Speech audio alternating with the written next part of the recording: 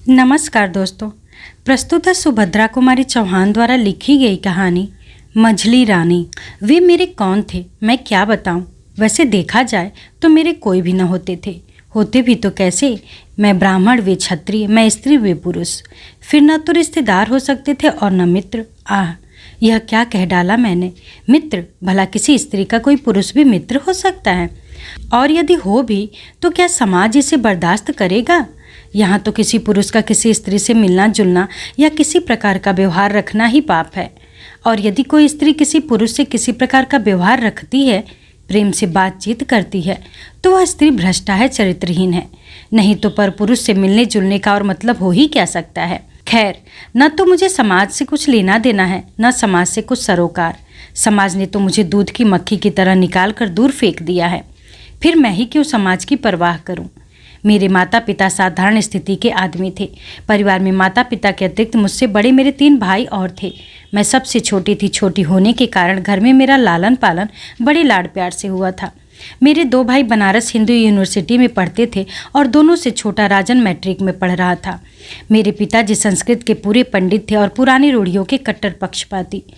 यहाँ तक कि वे मेरा विवाह 9 साल की उम्र में करके गौरीदान के अक्षय पुण्य के भागी बनना चाहते थे। कई लोगों के और विशेषकर मेरे भाइयों के विरोध के कारण ही वे ऐसा न कर सके थे। जब मैं 5वीं में पढ़ रही थी और मेरी आयु 14 साल के लगभग थी, तब मेरे माता पिता को मेरे विवाह की चिंता हुई। वे योग्य वर की खोज में थे कि संयोग से ललितपुर के तालुकेदार राजा राममोहन हमारे कस्बे में शिकार खेलने के लिए आए। कस्बे से लगा हुआ एक बड़ा सा जंगल था जहाँ शिकार खेलने का अच्छा मौका था। उनका खेमा जंगल से बाहर कस्बे के पास ही था। कस्बे वालों के लिए यह खाना तमाशा सा हो गया था। उनके तंबू में कभी ग्रामोफोन बजता और कभी नाच गाना होता। लोग बिना पैसे के तमाशा देखने को झुंड के झुंड जमा हो जाते। एक दिन मैं भी राजन और पिताजी के साथ राजा साहब के डेरे पर गई। मेरे पिताजी की राजा साहब से जान पहचान हो गई थी। हम लोग उन्हीं के पास जाकर कुर्सी पर बैठ गए। राजा साहब ने हमारा बड़ा सम्मान किया। लौटते समय उन्होंने हम लोगों को अपनी ही सवारी पर भेजा और साथ में बहुत से फल, मेवे और मिठाई इत्यादि भी रखवा दी। कस्बे की कई लड़कियों और लड़कों ने मुझे राजा साहब की सवारी पर लौटते हुए उत्सुक नेत्रों से देखा। उस सवारी पर बैठकर मैं अनुभव कर रही थी जैसे मैं भी कहीं की रानी हूँ। मैंने उनकी ओर आंख उठाकर भी न देखा। दूसरे दिन राजा साहब ने स्वयं पिताजी को बुलावा भेजा। उनसे मिलकर 2-3 घंटे बाद जब पिताजी लौटे तो इतने प्रसन्न थे कि उनके पैर धरती पर पड़ते ही न थे। ऐसा मालूम होता था कि सारे संसार को जीत कर आ रहे हैं। आते ही उन्होंने मेरी पीठ ठोकी और वे माँ से बोले, लो, इससे अच्छा और क्या हो सकता था। तारा का विवाह राजा साहब के मझले लड़के से तय हो गया। माता पिता दोनों ही इस संबंध से बड़े प्रसन्न हुए। मेरे भाइयों ने जब सुना कि तारा का विवाह एक तालुकेदार के विलासी लड़के से जो मामूली हिंदी पढ़ा लिखा है तय हुआ है, तो उन्होंने इसका विरोध किया। किंतु उनके विरोध को कौन सुनता था। पिताजी तो अपना हठ पकड़े थे। उनके समझ में इससे अच्छा घर और वर मेरे लिए कहीं मिल ही न सकता था। सबसे अधिक आकर्षक बात तो उनके लिए यह थी कि वह बहुत बड़े खानदान 20 से कनौजियों के घर का लड़का था। फिर राजा से रिश्तेदारी करके कस्बे में उनकी इज्जत बढ़ न जाएगी क्या? इसके अतिरिक्त विवाह का प्रस्ताव भी तो स्वयं राजा साहब ने ही किया था। नहीं तो भला मामूली हैसियत के मेरे पिताजी यह प्रस्ताव कैसे ला सकते। सबसे बढ़कर बात तो यह थी कि दहेज के नाम से कुछ न देकर भी लड़की इतने बड़े घर में ब्याही जाती थी। फिर भला इन बड़े बड़े आकर्षणों के होते हुए भी पिताजी इस प्रस्ताव को कैसे टाल देते। पिताजी मेरी किस्मत की सराहना करते कहते, मेरी तारा तो रानी बनेगी। मुझे अच्छा न लगता, किंतु मैं उनके सामने कुछ कह न सकती थी। खैर, भाइयों के बहुत विरोध करने पर भी मेरा विवाह मझले राजा राममोहन के साथ हो ही गया। फूलों से सजी हुई मोटर पर बैठकर मैं ससुराल के लिए रवाना हुई। हमारे कस्बे और ललितपुर के बीच में केवल 27 मील का अंतर था, इसलिए बारात मोटरों से ही आई और गई थी। जीवन में पहली बार मोटर पर बैठी थी। मुझे ऐसा मालूम होता था जैसे हवा में उड़ रही हूँ। 27 मील तक मोटर पर बैठने के बाद जीना भरा था। यही चाहती थी कि रास्ता लंबा होता जाए और मैं मोटर पर घुमा करूं। किंतु क्या यह संभव था? आखिर को एक बड़े भारी महल के जनाने दरवाजे पर मोटर जाकर खड़ी हो गई। सास तो थी ही नहीं, इसलिए मेरी जिठानी बड़ी रानी सी परछन कर मुझे उतार ले गई। मुझे एक बड़े भारी सजी हुए कमरे में बिठा दिया गया। स्त्रियां बारी बारी से मुंह खोल के देखने लगी। कोई रुपया, कोई छोटे मोटे जेवर या कपड़े मेरे मुंह दिखाई में दे देकर जाने लगी। मेरी जिठानी बड़ी रानी ने भी मेरा मुंह देखा, कुछ बोली नहीं। ऊँ करके मेरी उंगली में अंगूठी पहना दी। मैंने सुना कि वे पास के किसी कमरे में किसी से कह रही थी, देखा बहू को, क्या तारीफ के पुल बंध रहे थे। ससुर जी के कहने से तो बस यही मालूम होता था कि इंद्र की अप्सरा ही होगी, पर न रूप है न रंग, न जाने क्यों सुंदर कह कह के कंगले की बेटी ब्याह अपनी इज्जत हल्की की। रोटी बेटी का व्यवहार तो अपने बराबरी वालों में ही होता है। बिरजू की माँ पर ससुर जी तो इसके रूप पर बिल्कुल लट्टू हो ही गए थे। मैं सुंदर नहीं तो क्या मुझे सुंदरता की परख भी नहीं है? न जाने कितनी सुंदरियां देखी हैं, यह तो उनके पैरों की धूल के बराबर भी न होगी। मालूम होता है उम्र के साथ साथ ससुर जी की आंखें भी सठिया गई हैं। मंझले राजा को डुबो दिया। बिरजू की माँ उनकी हाँ में हाँ मिलाती हुई बोली, सुंदर तो है रानी जी, जैसी आप लोग हैं वैसी ही है, पर अभी बच्ची है, जवान होगी तो रूप और निखर जाएगा। बड़ी रानी तिलमिला उठी और बोली, रूप निखरेगा पत्थर, होनहार बिरवान के होत चिकने पात, निखरने वाला रूप सामने ही दिखता है। फिर वे जरा विरक्ति के भाव में बोली, जाने भी दो, अच्छा हो या बुरा हमें करना ही क्या है। जब मैं वहाँ अकेली रह गई, सारी औरतें चली गईं, मेरी माँ के घर की खवासन ने सूना कमरा देखकर मेरा मुंह खोल दिया। शीशा उठाकर मैंने एक बार अपना मुंह ध्यान से देखा, फिर रख दिया। ढूंढने से भी मुझे अपने रूप रंग में कोई ऐब न मिला। पहली बार केवल 5 दिन ससुराल रहकर मैं अपने पिता के साथ मायके आ गई। ससुराल के 5 दिन मुझे 5 वर्ष की तरह मालूम हुए। मैंने जो रानीपन का सुनहला सपना देखा था वह दूर हो चुका था। ससुराल से लौटकर मैंने तो कुछ नहीं कहा, किंतु खवासन ने वहाँ के सब हालचाल बतलाए। माँ ने कहा, तो क्या रानी केवल कहने के लिए होती है? भीतर का हाल हमारे घरों से भी गया बीता होता है। मैं अपनी माँ के साथ मुश्किल से महीना सवा महीना ही रह पाई थी कि मुझे बुलाने के लिए ससुराल से संदेशा आया। राजाओं की इच्छा के विरुद्ध तिल भर भी मेरे पिताजी कैसे जाते? न चाहते हुए भी उन्होंने मेरी विदाई कर दी। इतनी जल्दी ससुराल जाना मुझे जरा भी अच्छा न लगा, परंतु क्या करती, लाचार थी।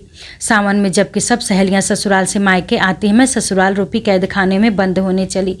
देवर के साथ फिर मोटर पर बैठी। इस बार मैंने अपना छोटा सा हारमोनियम भी साथ रख लिया था। फिर ससुराल पहुंची। पहली बार तो मेरे साथ में माँ के घर की खवासन थी। इस बार उस हारमोनियम और थोड़ी सी पुस्तकों को छोड़कर कोई न था। मेरा जी एक कमरे में चुपचाप बैठे बैठे घबराया करता था। घर में कोई ऐसा न था जिससे घंटे 2 घंटे बातचीत करके जी बहलाती।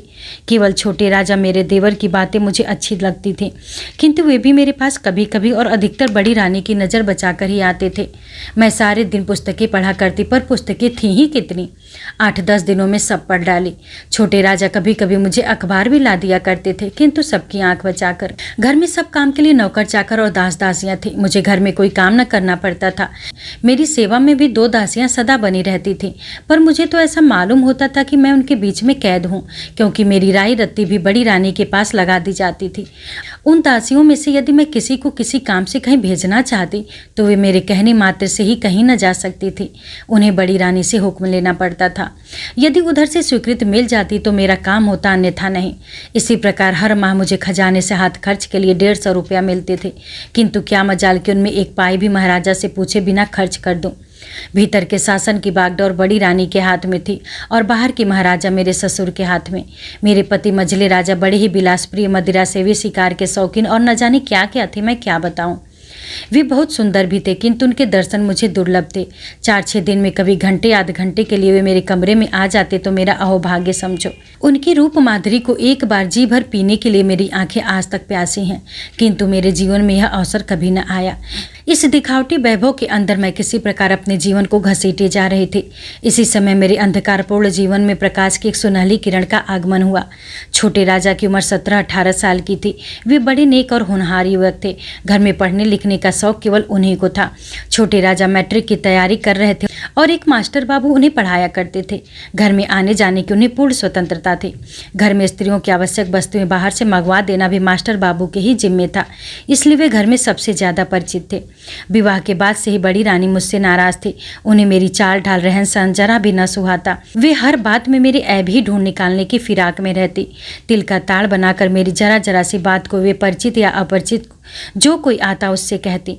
शायद वे मेरी सुंदरता को मेरे ऐबों से ढक देना चाहती थी।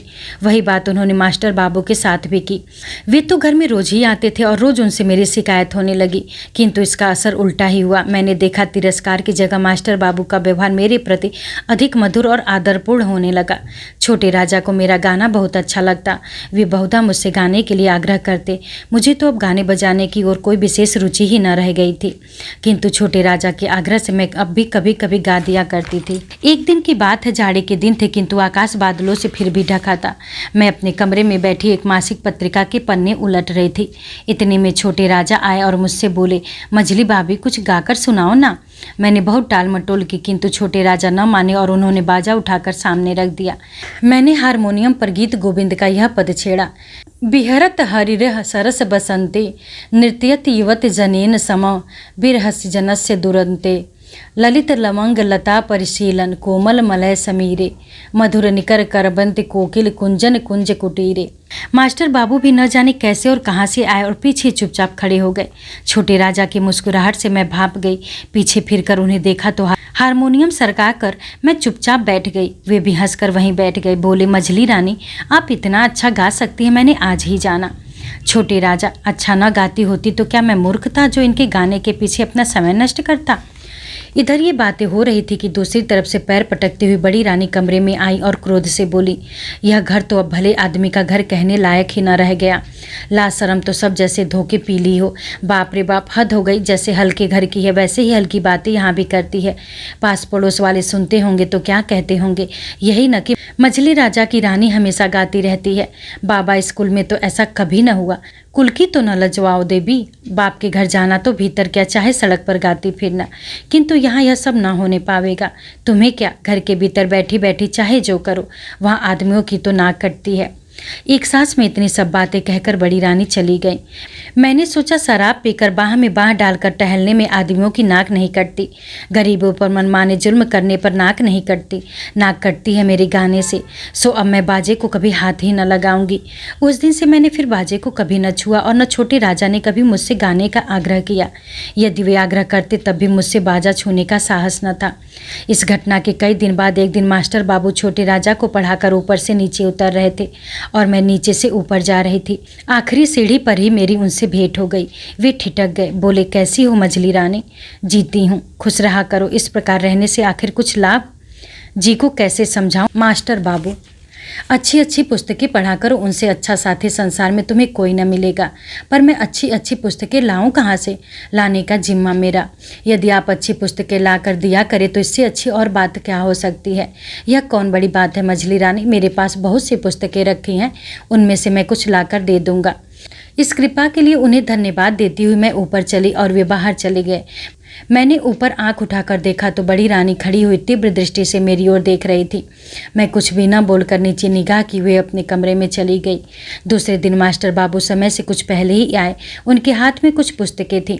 वे छोटे राजा के कमरे में न जाकर सीधे मेरे कमरे में आए और बाहर से ही आवाज़ दी, किंतु दोनों दासियों में से उस समय एक भी हाजिर न थी।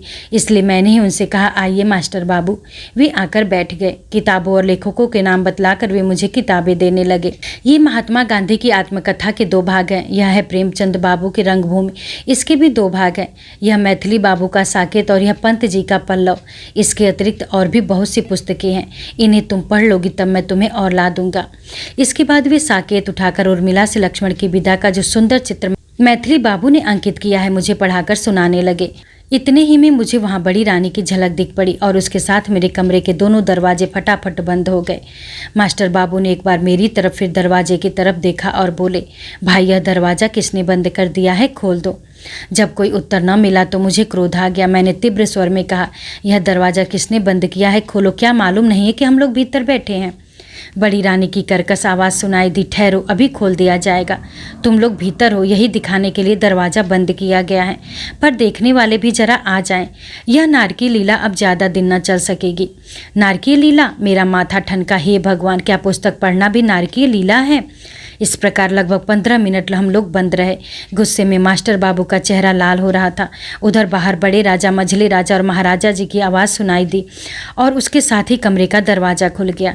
बड़ी रानी बोली, मेरी बातों पर तो कोई विश्वास ही नहीं करता था, अब अपनी आंखों देखो, आंखें धोखा तो नहीं खा रही हैं। आज तक मैंने मझले राजा की बिलासी मूर्ति देखी थी, आज मैंने उनका रुद्र रूप भी देखा। क्रोध से पैर पटकते हुए बोले, किरण कुमार, इस कमरे में तुम किसके हुक्म से आए? मास्टर बाबू भी उसी स्वर में बोले, मुझे किस कमरे में जाने का हुक्म नहीं है।